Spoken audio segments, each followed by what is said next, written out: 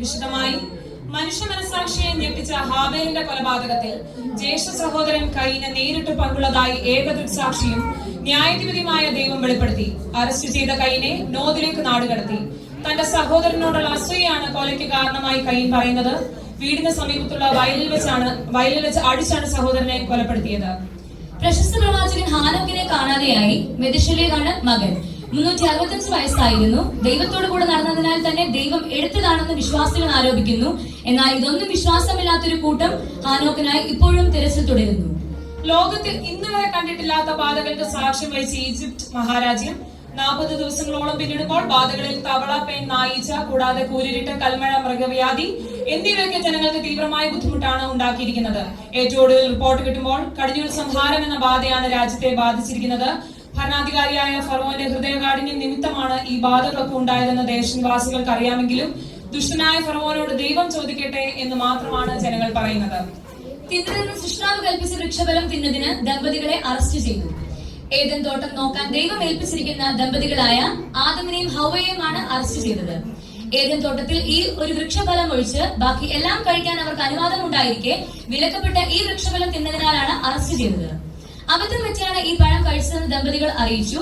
അല്പം മുൻപ് സ്വർഗീയ കോടതിയിൽ വിചാരണ പൂർത്തിയാക്കി. വിധി വന്നപ്പോൾ നിർഭാഗ്യവശാൽ ദമ്പതികളെ തോട്ടത്തിൽ നിന്ന് പുറത്താക്കി പകരം കെരൂബുകളെ കാവൽ നിർത്തി. ഒരു ബ്രേക്കിംഗ് ന്യൂസ് കിട്ടിയിട്ടുണ്ട്. പാസ്റ്റർ പൗലോസിന്റെ കൺവെൻഷനിൽ പങ്കെടുത്തുകൊണ്ടിരിക്കവേ 3ാം നിലയിൽ നിന്ന് താഴെ വീണ മരിച്ച യൂത്തിക്കോസ് ഇപ്പോൾ ജീവിതത്തിലേക്ക് മടങ്ങി വന്ന് പൂർണ്ണ ആരോഗ്യവാനായിരിക്കുന്നു എന്ന വാർത്തയാണ് കിട്ടിയിരിക്കുന്നത്. വാർത്തയുടെ വിശദാംശങ്ങൾ യൂത്തിക്കോസിന്റെ അടുത്ത് നിന്ന് റിപ്പോർട്ട് ചെയ്യാനായി നമ്മുടെ റിപ്പോർട്ടർ വിഷ്ണു ലൈനിൽ ചേരുന്നു. ഹലോ വിഷ്ണു, കേൾക്കാമോ? ലിൻഡ, കേൾക്കാം. ഞാൻ ഇവിടെ കൺവെൻഷൻ സെന്ററിന് അടുത്താണുള്ളത്. ഇവിടെ പൗലോസ് പാസ്റ്റർ പ്രസംഗിച്ചുകൊണ്ടിരുന്നപ്പോൾ നമ്മുടെ യൂത്തിക്കോസ് ഇവിടെ ഉറക്കം തൂങ്ങി ഇവിടെ നിന്ന് 3ാം നിലയിൽ നിന്ന് താഴേക്ക് വീണു. എന്നാൽ ഇവിടെ വളരെ മിറക്കുലസ് ആയിട്ടുള്ള ഡെലിവറൻസ് ആണ് ഇവിടെ നടന്നിരിക്കുന്നത്. നമുക്ക് യൂത്തിക്കോസിൽ നിന്ന് അതിനെപ്പറ്റി ബാക്കി വിശദാംശങ്ങൾ കേൾക്കാം. യൂത്തിക്കോസ്, പറയൂ, എന്താണ് സംഭവിച്ചത്? ഇന്നലെ മീറ്റിംഗിൽ ഞാൻ വന്നത് വളരെ ക്ഷീണിച്ച് ജോലിയെല്ലാം കഴിഞ്ഞ് വളരെ ക്ഷീണാവസ്ഥയിലാണ് ഞാൻ മീറ്റിംഗിൽ വന്നത്. ഇപ്പോൾ പൗലോസ് പാസ്റ്റർ പ്രസംഗിക്കുമായിരുന്നു. ആ പ്രസംഗത്തിനിടയിൽ ഞാൻ ഇവിടുന്ന് വീണെന്നാണ് ഇവർ പറയുന്നത്.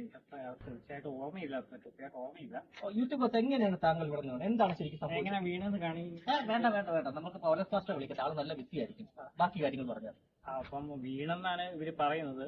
അത് കഴിഞ്ഞിട്ട് ഇവരെ പൗലോസ് പാസ്റ്റർ വന്ന് എനിക്ക് വേണ്ടി പ്രാർത്ഥിച്ചു. അങ്ങനെ ഞാൻ മരിച്ചുപോയി അതിൽ നിന്ന് തിരിച്ചു വന്നതാണ് ഇവരുള്ള വിശ്വാസികൾ പറയുന്നത്.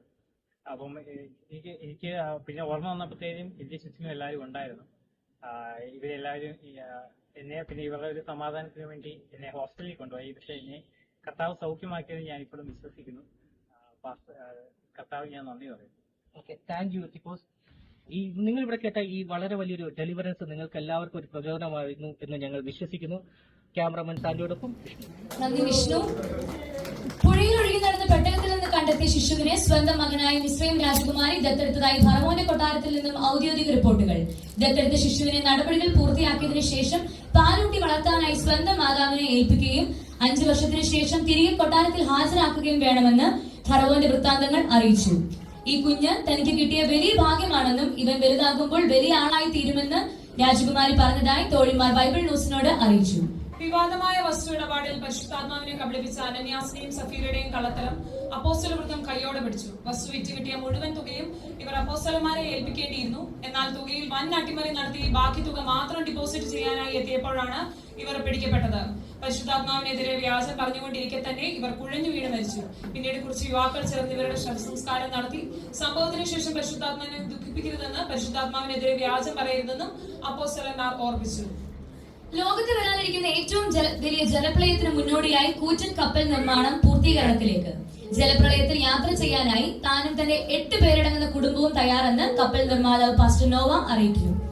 ഇവരോടൊപ്പം യാത്ര ചെയ്യാൻ നിരവധി മൃഗങ്ങളുടെയും ലിസ്റ്റ് തയ്യാറാക്കിക്കൊണ്ടിരിക്കുന്നു. എന്നാൽ ജലപ്രളയം, ലോകാവസാനം, ന്യായവിധി ഇവയൊക്കെയും നോഹയുടെ മാത്രം മൂഢചിന്തകളെന്നും കപ്പൽ നിർമ്മാണത്തിനെടുക്കുന്ന സമയം ജീവിതം ആസ്വദിക്കാൻ ഉപയോഗിക്കുകയാണ് വേണ്ടതെന്നും നോഹയെ പരിചയമുള്ളവരും ദേശനിവാസികളും പറഞ്ഞു. നോഹയാണോ പരിസരവാസികളാണോ ശരിയെന്ന് കാത്തിരുന്ന് കാണാം. കപ്പൽ അപകടം, നടുക്കം മാറാതെ യാത്രക്കാർ. തടവുകാരുമായി ഇറ്റലിയിലേക്ക് പോയിക്കൊണ്ടിരുന്ന യാത്രാ കപ്പൽ തകർന്നു. ആളുകൾ അത്ഭുതകരമായി രക്ഷപ്പെട്ടു. അതിവേഗതയിൽ അടിച്ച കാറ്റ് കപ്പലിന്റെ ദിശ തെറ്റിച്ചു എന്നതാണ് അപകട കാരണം.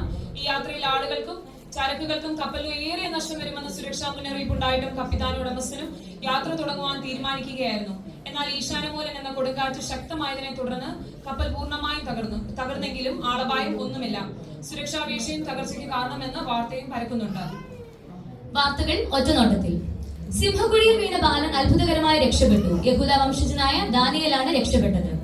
പന്നികൾ കടലിൽ മുങ്ങി മരിച്ചു. ഗദരദേശത്താണ് സംഭവം. ഏകദേശം 2000-ഓളം പന്നികൾ ഉണ്ടായിരുന്നു. ഇയോബ് ഗുരുതരാവസ്ഥയിൽ. ഊസ് ദേശ നിവാസിയാണ് ഇയോബ്. കരോൾഗാന മത്സരം ഏഞ്ചൽസ് ടീം ബേത്ലഹേം 1-ാം സ്ഥാനം. ആദ്യ വനിതാ ജഡ്ജിയായി ദെബോര സ്ഥാനമേറ്റു. സത്യപ്രതിജ്ഞ നാളെ. ഹാമാനെ തൂക്കിലേറ്റിയത് സ്വന്തം വീട്ടിലെ കഴിമരത്തിൽ. ഇനിയും കൗതുക വാർത്ത. സംസാരിക്കാൻ കഴിവുള്ള കഴുത കൗതുകമാകുന്നു. പെത്തോരിൽ നിന്നും മോവാബിലേക്ക് പോയ ബിലയാം സഞ്ചരിച്ച കഴുതയാണ് സംസാരിച്ചത്. താൻ നടക്കാൻ വിസമ്മതിച്ചപ്പോൾ തന്നെ അടിച്ചതിനാണ് സംസാരിച്ചതെന്ന് കഴുത BBC-ക്ക് കൊടുത്ത അഭിമുഖത്തിൽ വ്യക്തമാക്കി. കാക്കയും മനുഷ്യനും അപൂർവ കരുതൽ കാഴ്ച വൈറലാകുന്നു. കൂടുതൽ വിശദാംശങ്ങളുമായി നമ്മുടെ ലൈനിൽ രജനി ചേരുന്നു. ഹലോ രജനി. ബെറ്റ്സി കേൾക്കുന്നുണ്ടോ? കാക്കയും മനുഷ്യനും അപൂർവ കരുതൽ കാഴ്ചയുടെ വീഡിയോ വൈറലാകുന്നത്. മനുഷ്യൻ പൊതുവെ മൃഗങ്ങളും പക്ഷികളും ഒക്കെയായി സ്നേഹക്കാഴ്ചകൾ പങ്കുവെക്കാറുണ്ട്. ഇത്തരം കാഴ്ചകൾക്ക് ആരാധകരും ഏറെയാണ്. കാഴ്ചക്കാരുടെ മനം കവരുന്നു സ്നേഹത്തിന്റെയും കരുതലിന്റെയും ഒരു കാഴ്ചയാണ് കഴിഞ്ഞ കുറെ ദിവസങ്ങളായി യോർദാനിലെ സോഷ്യൽ മീഡിയകളിൽ പറഞ്ഞുകൊണ്ടിരിക്കുന്നത്. ഈ വീഡിയോയിലെ താരങ്ങൾ ഒരു കാക്കയും ഒരു മനുഷ്യനുമാണ്. യോർദാൻ കീഴിലുള്ള കെരീത്ത് എന്ന പ്ലോട്ടിന് നൽകിയാണ് ഈ സംഭവം.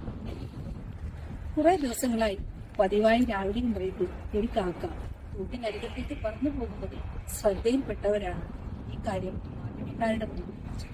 കാക്കയുടെ വായിൽ അപ്പോൾ ഇറച്ചിയും ഉണ്ടായിരുന്നു. വൈറൽ കാക്കയെ അന്വേഷിച്ച് മാധ്യമക്കാർ എത്തിയെങ്കിലും കാക്ക പിടികൊടുക്കാതെ പറന്നകലുകയായിരുന്നു. എന്നാൽ നിരന്തരം ഫോൺ കോളുകൾ വരാൻ തുടങ്ങിയതോടെ കാക്ക തന്നെ നേരിട്ട് തന്റെ ഫേസ്ബുക്ക് ലൈവിൽ വന്ന ഈ കാര്യം വ്യക്തമാക്കി. തന്റെ സൃഷ്ടാവായ കർത്താവിന്റെ പ്രത്യേക കൽപ്പനപ്രകാരം നിർദ്ദിഷ്ട ലൊക്കേഷനിലേക്ക് രാവിലെ വൈകിട്ട് അപ്പവുമായി പറന്നു പോവുകയായിരുന്നുവെന്ന് കാക്ക വ്യക്തമാക്കി. അതേസമയം കാക്ക അപ്പവും ഇറച്ചിയും എത്തിച്ചുകൊണ്ടിരുന്ന വ്യക്തിയെ ഓടിനരികത്ത് കണ്ടെത്തുകയും കാര്യങ്ങൾ അന്വേഷിച്ച് നടക്കുകയും ചെയ്തു. രജനി. ഇനി സ്പോർട്സ് ന്യൂസ്. ഇന്നലെ സോതം ഗോമോറയിൽ നടന്ന ഫാമിലി മാരത്തണിൽ ലോത്തും കുടുംബവും 1-ാം സ്ഥാനത്ത്. എന്നാൽ ഓട്ടത്തിനിടയിൽ പിന്തിരിഞ്ഞു നോക്കിയ മിസസ് ലോത്ത് ഉപ്പുതൂണായത് കുടുംബത്തിന് വലിയ തിരിച്ചടിയായി. ഗലീല കടലിൽ നടന്ന മീൻപിടുത്ത മത്സരത്തിൽ ശിഷ്യന്മാർക്ക് 153 റൺസ് വിജയം. പത്രോസിന് സെഞ്ചുറി. ഇനി കാലാവസ്ഥ. താൻ പറഞ്ഞില്ലാതെ ഇസ്രായേലിൽ മഞ്ഞും മഴയും ഉണ്ടാകില്ലെന്ന് പ്രശസ്ത പ്രവാചകൻ ഏലിയാവ് അറിയിച്ചു. മഴയ്ക്ക് മുമ്പായി കൈപ്പത്തി പോലെ മേഘം കാണപ്പെടുമെന്നും അദ്ദേഹം പറഞ്ഞു. ദൈവപുത്രനായ യേശുവിന്റെ ക്രൂശീകരണത്തോടനുബന്ധിച്ച് ദേശത്തെങ്ങും 3 മണിക്കൂർ പവർ കട്ട് ഉണ്ടാകുമെന്ന് വൈദ്യുതി ബോർഡിന്റെ മുന്നറിയിപ്പ്. ഒരേ സമയം സൂര്യനും പണിമുടക്കിലായതിനാൽ ദേശനിവാസികൾ ജാഗ്രത പാലിക്കുക. അടുത്ത ആഴ്ച 40 രാവും 40 പകലും നീണ്ടു നിൽക്കുന്ന ജലപ്രളയത്തിന് സാധ്യതയെന്ന് നീതിമാനായ പാസ്റ്റർ നോവ അറിയിക്കുന്നു. വാർത്തകൾ കഴിഞ്ഞു. നമസ്കാരം.